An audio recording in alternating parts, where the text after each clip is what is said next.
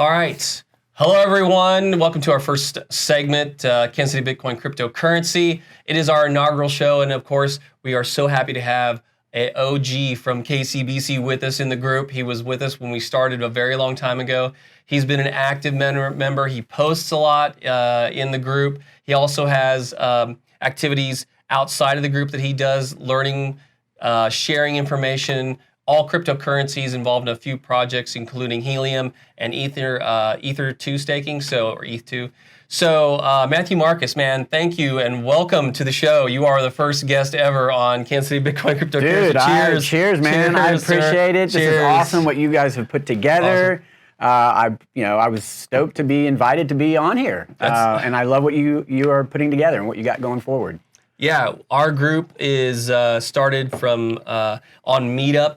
It's a portal that you can go and search for other like-minded people in groups, anything from reviewing albums to groups and organizations for banking and music, anything you can think of, pottery, growing plants, gardening, all this different types of stuff, cannabis, hemp. You can meet other people in the group, join their Meetup profile, and then when we could do meetups, when we weren't in a pandemic, you would actually get together in a central location and you would talk about your specific like-minded activities. It was great, yeah. Missed those days. Yes. Need this pandemic to get out of here so we can get back in person. So we have gone to this format, which is our home here in Rolling Design Studios. It's so great to have us. This is KCBC's official live streaming and podcasting studio that we'll be doing all of our future shows out of. And so this is, again, like I said, our first inaugural show. And I want to get into the ETH2 staking, but first we've been talking a little bit about non-fungible tokens and some different assets inside crypto and on the blockchain. And a lot of people, when you start talking about crypto, it goes down a path where they become very confused very quickly, or it becomes frustrating because the level of difficulty. The steep learning curve. Learning curve. Yeah. So this is a way, and CryptoKitties was really the first game that really caught my eye that is based, it uses Ethereum. So ERC20 token to transact. You go in, you find a couple of cats that you like, you buy a male and a female. They get together, they get busy, and they pop off little other kitties. And then other people come in, buy, sell, trade, CryptoKitties. That's pretty cool. So it's pretty cool. The generations now have gone, very many generations when they first started the game. So some of those CryptoKitties are worth quite a bit of money. It's staggering. Real world money that's getting, which otherwise is a Tamagotchi in this world. But it helps you learn cryptocurrency, blockchain, and what it means to have things entered into the blockchain or on the blockchain. So what we're going to do is we're going to discuss Upland. It's something that I have become very immersed in. I really like it. It's the game I was looking for when I got into CryptoKitties. It's more my speed and style. It is a digital real estate game inside Upland, and Upland is really the mapping of the entire world using a mapping system, maybe the Google Maps. I'm not sure exactly what the real engine is behind it, but instead of a realistic interpretation of what it is again the entire world that's mapped out. But it's got this kind of an animated quality to it, like cell animation almost. It is probably best to be described as the land is outlined in like PNG type of 2D models. So it's a flat look at the land, not real buildings, but you can zoom in and look at real buildings that you're buying. It's been mapped or taken a picture of through Google. So inside Upland, I'm going to give you 3 big tips because we're going to talk just a little bit about Upland and then we're going to get into e-staking. Sure. The big things here, there's no onboarding for this game, right? So you hear about it, you come across it. I had come across it months and months ago, and I thought, man, that looks really cool. I'll get into that. And then you get busy, and months go by. And about a month ago, I got back into it, and just through trial and error, going on Discord and like going through there and getting added to the Upland groups, Upland fans, Upland Knights, T. Davis and TM, those guys. And Wall Street, in my introduction, those guys have helped me so much. And so I got to shout out to them and give them props for helping me guide my way through this a little bit. And now I kind of have a better understanding. It's funny too, because as I started to acquire property in this, I never really minted a property, and that's a thing. It's the game offering properties that you can actually go in. It's a first time purchase, the first time the land is ever going to be owned by an uplander. And I was buying second market, so all my purchases have been second market from other players reselling in the game. So I'm paying a little bit more than I should be for that property. So that's the first lesson. But I presume you're going to hold, and then you're going to be the seller down the line for more money, right? Hopefully, because on some of these, some of the people in the game might be looking at me going, "Why did you spend that much on the game?" It was just because, I was having fun. But what I will say for that, to recover some of my dignity and my noobness, is that I did help out others in the game that had purchased land, and now I'm kind of giving back, right? Almost paying it forward a little bit. That's cool. I'm purchasing the land that they have for sale. They're making a profit off of it, which is the whole entire kind of concept of the game. Yeah. So it works, right? It's proof in motion of what I was doing. So getting into the game. So that's number one, right? Minting your own properties. You also have to move your block explorer next to the property. Understand sends. I'm not going to get into sends, but look up sends and how it works to get your little block explorer near a property that you want to own. It's a thing. Again, T. Davis, thanks so much. So the second tip that I'm going to give you is in the game, affiliate links are a thing in the game. It's referral. You get a referral link. The person that you send it to then uses that to enter into the game. You both are going to get a bonus out of that. You specifically as somebody who's has a referral link or the affiliate link.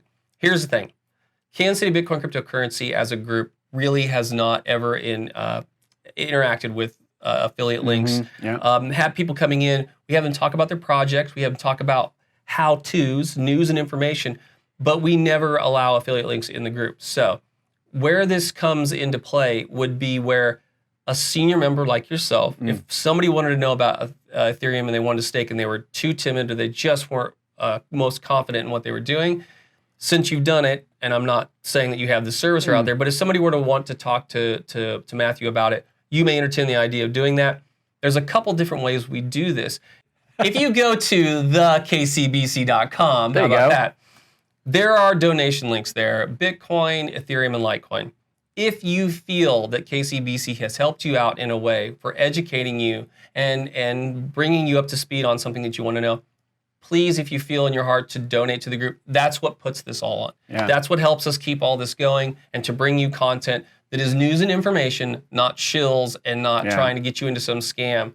I think it's pretty cool that the group has done that. Like, keep the shills out, just keep it informational, keep it very community oriented, and not a lot of people just trying to spam and get what they want, BitConnect, a big, we had a lot of members when BitConnect was big trying to come in and solicit our members, and we just systematically removed them.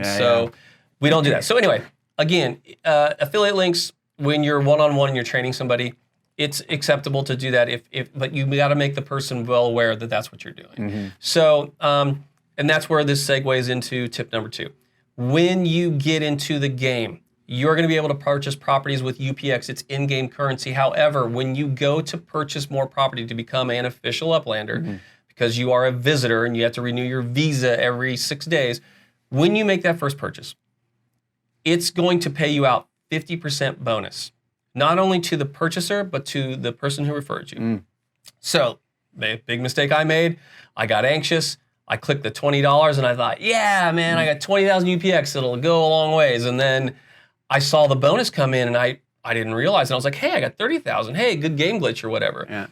Wasn't the case. And nobody referred me. This was just a link that I had left over. So I joined and nobody got any bonus. But in hindsight, I would have much rather gone in a little bit bigger so that I got a bigger bonus up front. It's a one-time only. You'll never get it again. And so it's a helpful little tip. So that's tip number 2 in there. Tip number 3, the collections. In the dashboard, you're going to have the 3 little dots on the bottom. You're going to have your main dashboard in collections. Work out as many of the properties as you can to get into these collections, because this is what is a multiplier or a booster to what you get. For owning property, the game is going to pay you monthly in UPX, a base amount that the property qualifies for. You're really going to want to fill these, the newbie, king of the street, city pro. You're going to want to purchase, when you start in the game, what's called Fair Start Act, FSA properties. They're properties that are priced accordingly to new players so that they can get in, purchase property, and get holdings that aren't, out of their price range. So things like own one property in Upland, easy to do. You get a property, there you go, you got that collection started. King of the Street, 3 properties on the same street. So no, when you purchase property, get those on the same street if you can. Fill that out, get that collection filled out. And 5 properties in the same city. Same kind of thing. For managing your properties, you don't have to have them all in the same place, but you're going to want to look at when you click on a property to purchase, what that return is, what you're going to get in UPX per a month. And that property will tell you in the More button as you click on properties and you actually go to purchase a property. If you mint a property, there will be a property size. That property size will turn up in blue. It'll stay black if it doesn't qualify for anything, but all properties qualify. And then you click on it, that's what collections they qualify for. That's what your boosted earnings are going to be. So cool. So yeah, pretty cool game. If you need help navigating your way through it, you can go to the kcbc.com. There's contact there. Email us. We'll get that. We'll get in contact with you and help you out as we go. But that's the game. It's Upland. The last little thing I will say on this is in the segue into CryptoKitties.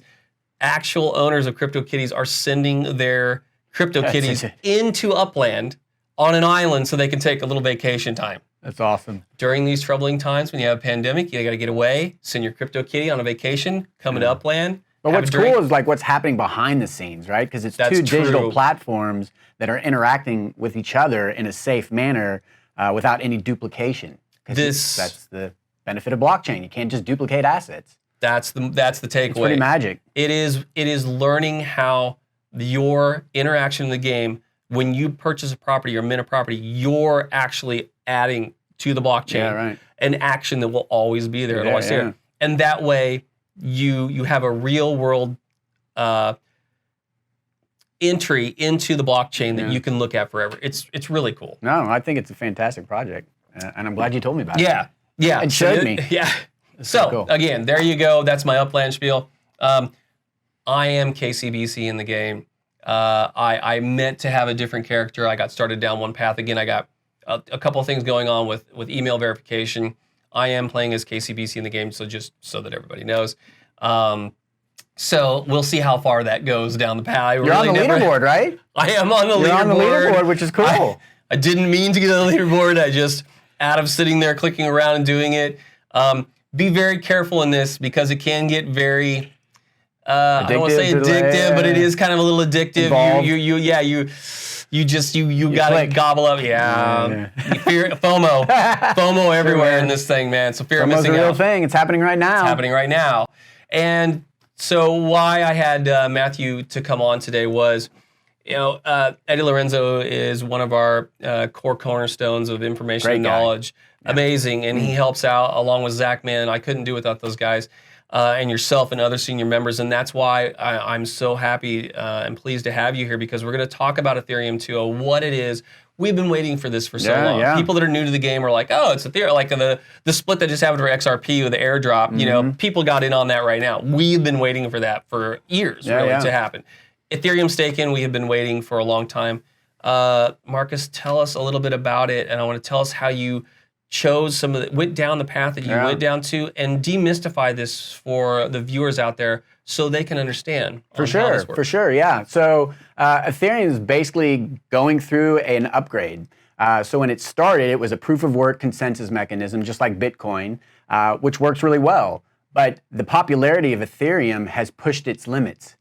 So you can see this when you interact with Ethereum through the gas prices, right? So in order for you to, let's say, send an Ethereum token or Ether to another person, back in the day, it cost a few cents. It was nothing. Now it could cost a couple bucks, and that's not even getting involved with smart contracts, which can be a $20, $30, $40 transaction fee. So basically, Ethereum 1, the original chain, has been pushed to its limits. And so for a long time, I think Vitalik and his, the Ethereum developers knew that this was going to be a problem. So they've been planning on how do we make Ethereum scale and work better. And so that's what ETH2 is all about. And the biggest change really is the consensus mechanism. It's moving from a proof of work, right, to proof of stake.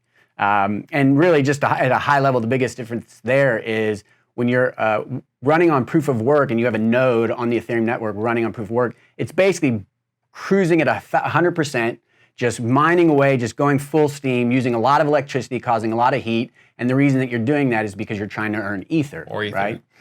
So it makes sense.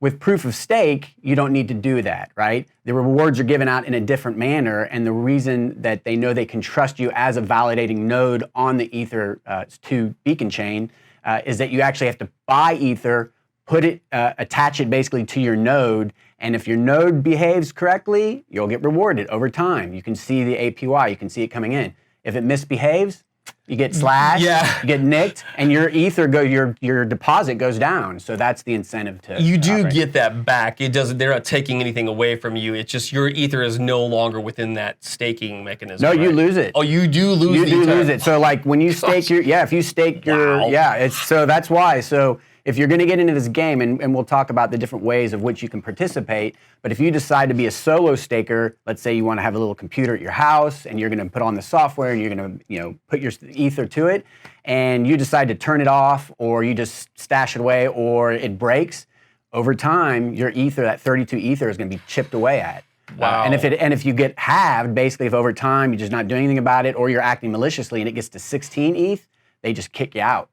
Wow. And then you lose the whole kit and caboodle. That's crazy. So and as you said, doing it as a solo and working on your own, setting up your own node is what it would be. Then that's different than a pool. Is that correct? It is, yeah. Okay. So did you decide to do this on your own and you have your own machine running? I do. Okay. I played around with it. So, I'd been following the news and I saw ETH2 was coming around. And I finally said, you know what, I really want to be a part of the decentralized movement, this revolution. So I said, I'm going to do this, I'm going to get involved. And then I had to make the choice. Do I stake in a pool or do I stake at home? And ultimately, after weighing all the options and looking at figures and everything, I just decided, you know what, I want something at home. Okay. I want to know, and decentralization is a big piece of it. So there are a lot of staking services out there, which we'll talk about, but they're centralized. So it's like, imagine if you had 50 or 100 or 200 Ether nodes all on a Google Cloud one server data center.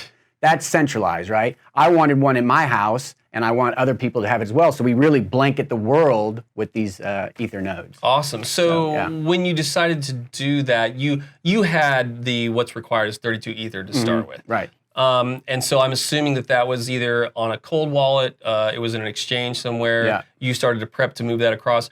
I do want to get to that, but I want to talk about your hardware. What was your hardware choice? I know a lot of people are using Raspberry Pis to do this. What did you decide to do? Old laptop? What did you go with? Yeah, so big props to the ETH staker community. They are a group of guys, just people who said, hey, we want to help newbies to veterans understand this process of being a part of the ETH2 community. So I went onto their Discord group, went onto their YouTube channel, and just really learned and met them and learned about how this is all done. I just had to really weigh out, how do I want to proceed? And for me, the best option was I want to buy it. So I ended up buying a small computer. Okay. And as I learned more about this, the idea of a Raspberry Pi was put out there. You could spin up your own server in the cloud. But I ended up buying a very small, basically a mini PC. It's a little Intel box. It's about the size of, let's say, a small little poker like chip a mini set. Mac almost? Yeah, like a mini Mac. That's exactly it. It's a mini Mac. And basically installed the software on there and followed the process. And this thing's just sitting, at my house next to my router, plugged in, churning away, doing its thing. So one of the things that we always we put out there is being safe and not getting scammed, hacked, things of that nature. So when you bought this, was it brand new? Did you buy it secondhand from like an Amazon, from a dealer, or did you get it brand new? Brand new. So I actually pieced it together. Okay. And again, the ETH staker community really guided me and everyone else through this process of which was the best thing to do. Should you do it on your laptop? Should you do it on a big server? Ultimately, again, I decided on this thing, and I bought it brand new. I bought a SSD drive for it. Solid state? Solid state. I bought the RAM for it, and then got it all shipped to me. Opened it up, pieced it together, put it back together, installed Ubuntu, and then I was just literally just following the process that they have online on how to install the software and then stake your ETH and do everything. And so for those distros like Ubuntu, Red Hat, things, those are all Linux or Unix-based operating systems. I assume you downloaded it, put it on a USB drive, plugged it in, booted from the USB drive, and then it started Exactly. installing. You got it. You got to be careful when doing that also. You want to make sure that you go to a distro that is known. You want to really make sure when going through these processes. Matthew makes it sound so awesome and just straight, You do. I mean, in crypto, you want to be vigilant all the time. All the time. So I'm always looking at websites, making sure that it's the right domain. Anytime I'm clicking an email, is it taking me to the right place? But you got it exactly right. Could be a letter off in the domain name. So you could be just phished and going to a website and installing malicious software that ultimately could just take what you guys are holding. Always be careful. You got it built, you got it running, you got it moved to it, you got it installed, you did all the updates for it. And then for the purposes of getting your Ether moved on there, how did you go through that process? So it's really quite interesting. You create a set of validator keys, right? So again, you're going to a website, you want to make sure it's the right one, and you go through the process, you create these keys, and then you copy basically the private key and you put it on your box. Okay. So you put it in a config file, and then once you've got that all set up, you can then fund your node. So then you literally go to MetaMask, wherever you keep your Ether, Coinbase, and you send it to the smart contract. Okay, all right. And then you got some other parameters, and then it knows, okay, the 32 ETH that the smart contract just received is associated with this node and this private key. So then, boom, you're safe, everything's set. And then you gotta wait. This was the thing for me. So the Genesis kicked off December 1st. That's when ETH2 went live. Okay. And I think they had about 28,000 or so validators that were ready to go. Anyone that missed that period had to get in queue. And they only let so many validators in on the network every so often. Okay. So I missed that first Genesis. I scrambled. I got my equipment in. I got everything in. I funded it, but I missed the cutoff point. So I had to wait about 6 days until my validator actually became active and processed. In crypto, 6 days is forever. Oh, dude! I mean, I was just like every day checking, refresh. Am I active? Am I active? I think right now it's like 14 days. Okay, because there's that many people. So it's growing. It's growing. I mean, this thing is really going. So. But did it announce to the network, or did it check? Does it check on that wallet holding, or how does it work when it? So basically, you're in a queue. So right now, I think you can go online and look at the actual queue and see where you're at and how many validators are waiting to be. But it basically gives you a estimate of when you're going to be accepted, of when you're going to be activated. So yeah, and then there's a nice, cool website. It's beaconchain.in. So it's beacon chain. But it's .in, which do is your I think research, cool. do your homework. Yeah, do your homework. We get a link to you. We'll get a link out. But if you go there, you can see all the validators. You can see the network in operation, and that's where you can actually monitor your node and get updates if it goes down, if it's gotten slashed, if you've proposed a block. All these cool things. Cool metrics. All the metrics right there. It's really cool. Awesome. So again, what was the? I kind of understand you wanted to be a part of this and being in decentralized.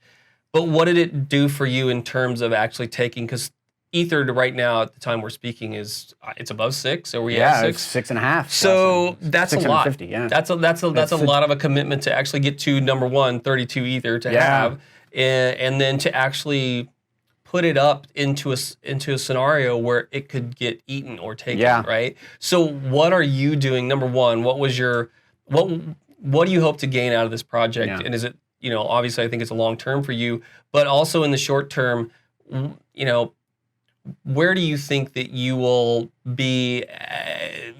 How much time will you spend on this? How much babysitting will you have to do? Tell me about it. All good questions, really good questions. So you're right, 32 ETH is a significant investment, especially at today's prices. I think when the video that I saw was being made, it said it was worth about $10,000. Okay. Today you're talking double that. 20, it's like $20,000. So. Not significant. It was basically all the ETH that I had. And I was like, okay, am I really going to put it towards this thing? But that's how much I believe in the project and how much I wanted to be a part of it. So I said, you know what? I'm going to go for it. I'm just going to do this thing. And I do, and also I knew that I was going to hold that Ether for a long haul. I'm in crypto. Just totally. I'm in crypto for the long run. Right. I want to see where this thing's going to be at in 5 and 10 years. Yeah. So I didn't mind knowing that I would not have access to this 32 ETH, which we should talk about here in a second, for upwards of 2 or 3 years. Yeah. Right? But I believed in the project, and I said, you know what, I'm just going to go for it. And so I did, And so what are in the, for security's sakes, do you have Do you wake up in the middle of the night thinking, oh, did I do that? I mean, what is required? Do you have to be a security expert to lock this down in Ubuntu? What do you have to do? So it's interesting. I do have a sysadmin background. I mean, I was a programmer for 20 plus years, so I've dealt with Linux distros and installations and systems management and whatnot. So the process I went through made a lot of sense to me. But what's cool about the ETH staker community is you could be a total noob. Like literally, you've maybe only used your Macintosh, but never looked behind the guts and seen what happened. And they helped people, they created guides and really just step one, copy paste, type this, do that. And it was just really quite easy. But to answer your question, I feel pretty confident in the software and all the client services that are running on it. I feel confident in the box that I have. I got a good setup. And also, I bought a UPS, so in case the power goes out, right? Battery backup. Uninterrupted power supply. That's right. So if for some reason in the winter power goes down, that thing's still going to be churning away. So yeah, I feel pretty good. But the other thing is, it is an involved project, so you will have to update client software. You will get notifications that, hey, you need to update your validator. It's not just something you set and forget. Right. So I do keep an eye on the community, and I see if something gets updated that I need to run something on my box. But to me, it's part of the adventure. I mean, this is all an adventure in uncharted territory, and I just think it's cool to be a part of it. I love it. The thing that is very relevant because of the hack that we just had from Russia, so to speak, whatever that we just had in the U.S. Exploits are a thing. And when you're talking about updating software and going and grabbing packages and updating your system, you've got to really be on the ball because you don't want to install something that's going to leverage some kind of exploit and out your anytime I'm hitting the enter key, I'm double checking the address. Triple checking, especially when you're dealing with sending funds. I'm always looking at every digit, 100%. Every letter. But you're right. You got to be vigilant. You got to make sure you're doing it right.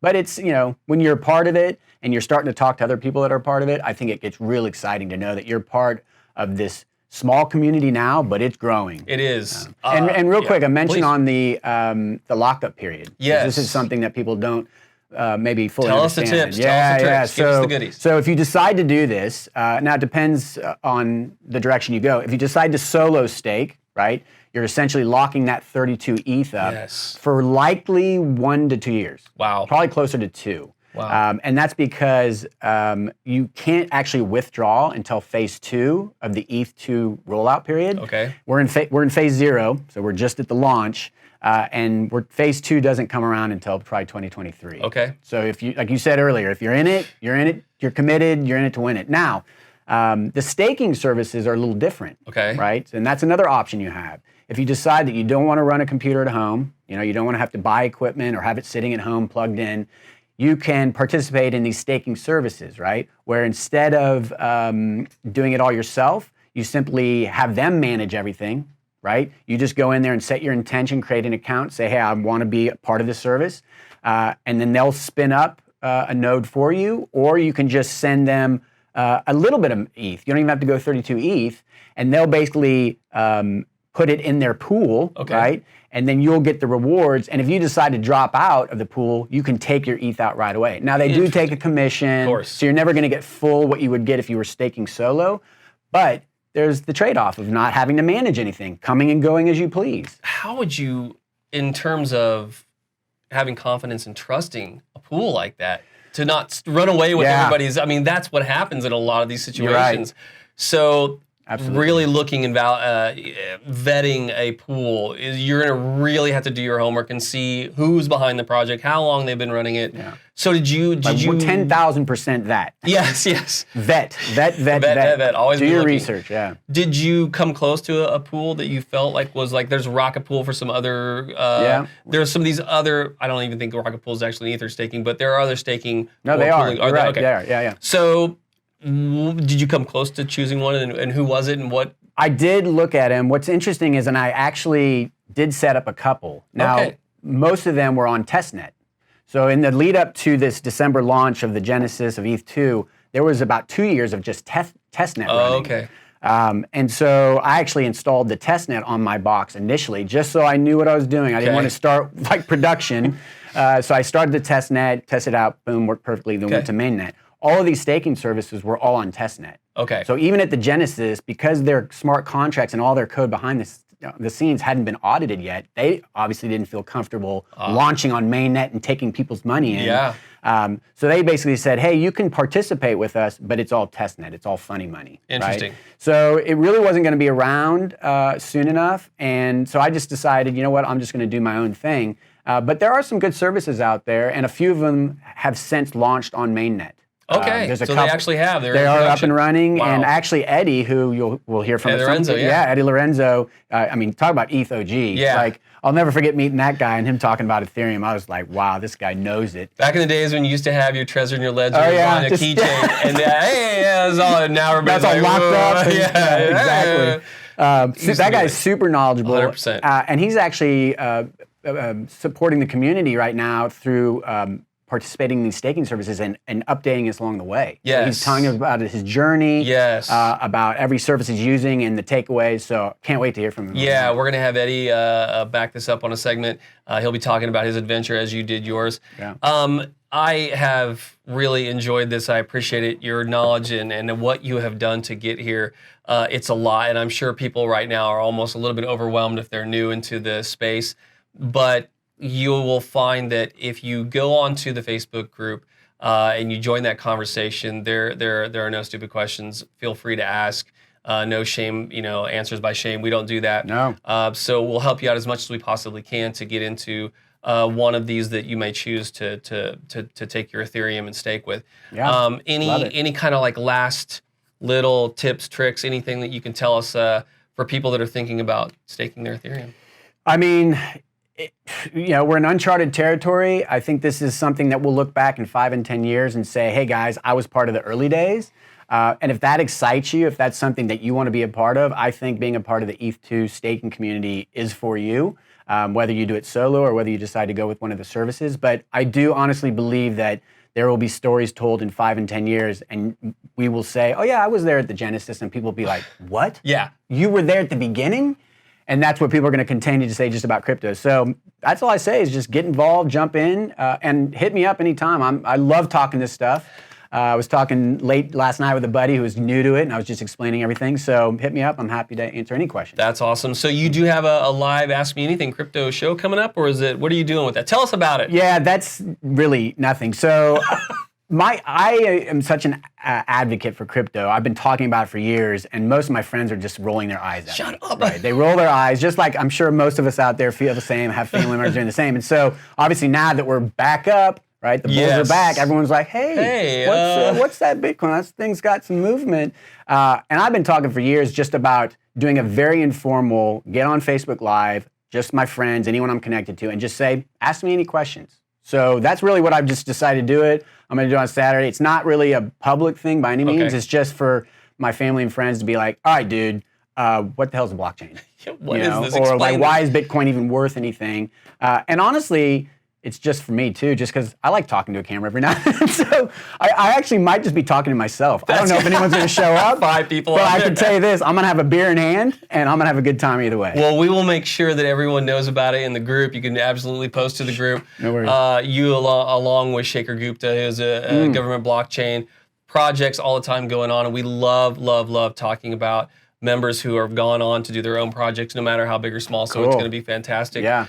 I really appreciate you coming on and doing this segment with us for Ethereum. I wish you the best. Please, we'll have you back to update us in the group on Facebook. And good luck with this. And it'll be interesting again to see your journey as you go along this. And as we know, things can get extended in cryptocurrency. That which says is going to be done in 2023 may extend in 2024, but we never know. Yeah. There's one other project that I wanted to talk about really quickly, and it was Helium, I think is what you had talked about. Yeah. So tell us a little bit about that. I know I'm monopolizing your time with that, but tell us a little bit about it and how you can get involved in Helium. Sure. So I'm always just paying attention to news, to what the latest developments are in crypto. I love it. I eat and breathe and drink this stuff. So one night, about 10 o'clock, I was just poking around, cruising around, and I came across this project called Helium, and I was like, okay, well, the name sounds cool. So I ended up going to the website, helium.com, and as I read about the utility value of this blockchain project, I was like, wow. I mean, it just instantly made sense.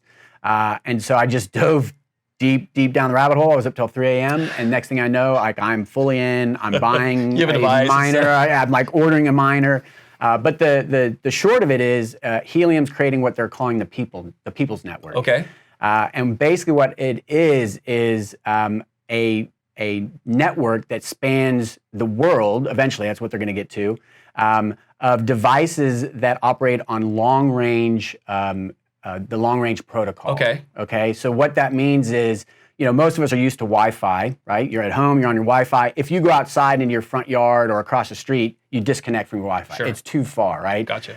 Long-range networks have the ability to span great distances. So a very small antenna can span a mile or more. Right. So basically what that allows, as a node on this Helium network is for devices that need that long-range ability, communication ability to talk to your node. And you were talking like little scooters Exactly. that ride around, need to report back information. It's a perfect example. In theory, just be connecting to your node That's right. and reporting information back, and then you get rewarded for that. Exactly. So just like with any other blockchain, Ethereum, whatever, by having a node on the network, you're helping the network grow, you're helping the network operate, and therefore you're going to receive the rewards. And that example that you just said is a perfect one. So these Lime scooters, these Bird scooters, right? They're all have connectivity on them, and they need to report back to the headquarters where they're located, how many rides they've given, what's their status. Well, they can't use Wi-Fi. It's just not feasible. So they attach to these networks, and that's how it all plays out. But honestly, this little box just sits in my upstairs window. I attached a bigger antenna to it. And it's connected to other hotspots on the network around the city. And, it's bringing in probably 20 or 30 HNT a day. Is it HNT? Because there's two. There's HLM and HNT. HNT is what you want. So make sure that that's what you're looking at when you are looking at this project, Helium. Yeah, but there you go, $1.43. Yeah. Yeah, amazing. Up 11 cents. Yeah, 11%. And at one point, maybe 3, 4, 5 months ago, it spiked to like 350. Okay. So, and it's got a good trend line going, so it looks very interesting. Check out this project if you do decide to get into it. If you wanted to buy a little package and get in there, hit me up. Yeah, check with Marcus so that he can tell you, what distro he went with and how he set it up. But honestly, if you buy a hotspot from them, which I obviously suggest, always recommend from them. It's plug and play. Oh, awesome! So you download an app, you plug this thing in, you connect it to your Wi-Fi, and it's running. Awesome. I mean, it's like it just gets more simple than that. That's fantastic. We're going to look more into that. I really appreciate you coming on to the show. Again, our first inaugural show, our first guest ever. So thank you so much for being here, my friend. Thanks for having me. And I want to say real quick, please, thank you for keeping this thing going. You've been doing this for years. KCBC would not be anything if you weren't around. And I know it's been tough with the pandemic. We haven't been able to get together. You were always scheduling the meetings.